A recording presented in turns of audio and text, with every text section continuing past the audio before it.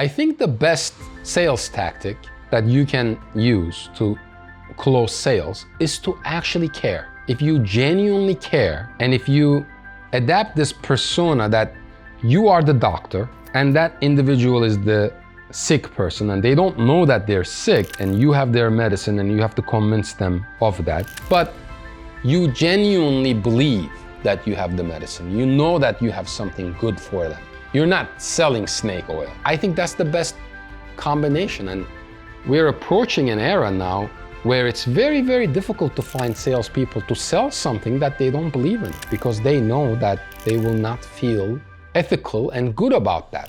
It's gonna sound very generic and lame, but if you create that infrastructure, if you create a service or a product that actually helps people connect, helps people heal, helps people be more human, that's the sales tactic. Then you can have sales team and salespeople who actually push that product to the world, to the universe. I always say you can pay people, but you cannot make them work. Money, paycheck, cannot be the only objective. There needs to be a different sense of purpose. And this is why we talk about vision and mission and core values. And I know this is so generic because it sounds very corporate, but it is so valuable. I think that getting a few people, 10, 20, 50, 100, 1,000 people under the same roof with the same sense of purpose is the most difficult thing in the world to do. And throw in the different personalities and throw in the different market conditions and throw in the different economic and political views, you just get this disorganized mess, right? But all of that can be solved with a sense of purpose. What is your service or product supposed to do? How is it supposed to make people feel? How is it supposed to empower people, help their lives, help their loved ones? And this goes back to the beginning and with Steve Jobs and similar products, right? Like, if your product is good, if your service is good, everything else becomes so much easier.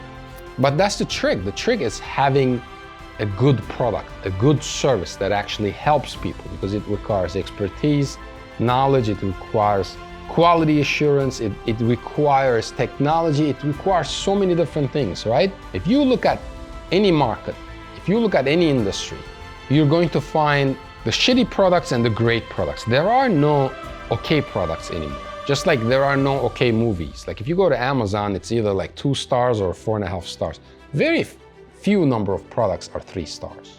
If you look at movies, it's either like, 40%, 50% or below, or 80% or above. Very few of them are gonna be like 60, 65%. And that's precisely why I think we're moving into a future where value becomes the commodity, where you will not be able to fake your way out of business. You will not be able to fake your way out of knowledge, expertise. It's becoming more and more and more fine-tuned, more detailed, right?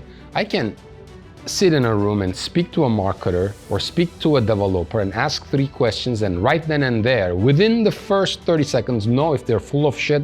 If they're a genius, I can give them a score out of 100, and I'll be right 95% of the time because I have 20 years of experience in what I do. But I won't be able to do that with a doctor or a surgeon. I will be able to do that with an attorney.